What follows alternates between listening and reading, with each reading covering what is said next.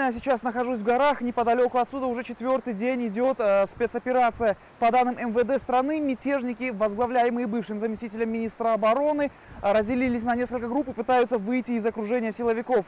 Ситуацию осложняет то, что по непроверенным данным в вооруженной группировке более 130 военнослужащих десантно-штурмовой бригады. Это элита армии страны с реальным боевым опытом и опытом ведения войны в горной местности. Среди них есть и бывшие боевики объединенной таджикской оппозиции, которые в годы гражданской войны вели успешные действия в этой местности и покинули ее только добровольно после подписания мирного соглашения.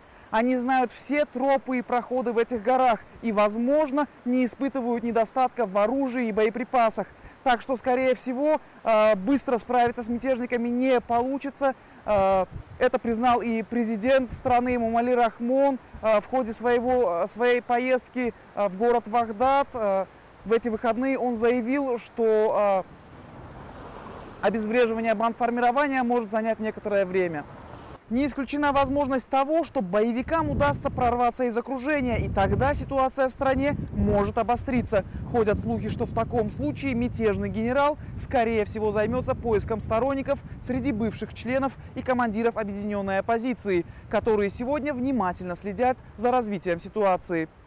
Однако бывшие полевые командиры Абдухалима Назарзаде не считают своим боевым товарищем и говорят, что в годы гражданского противостояния он не участвовал в боях, а отсиживался за границей.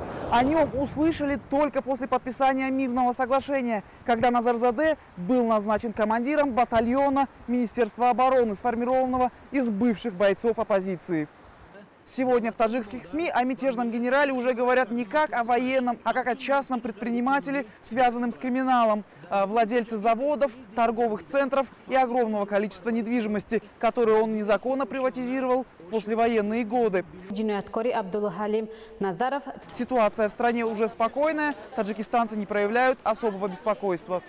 В городе Вагдад, где все и началось, и который находится неподалеку отсюда, тоже очень спокойная обстановка. Жители не боятся покидать свои дома и отпускать детей одних в школы. На улицах города милиции сегодня не больше, чем в обычные дни.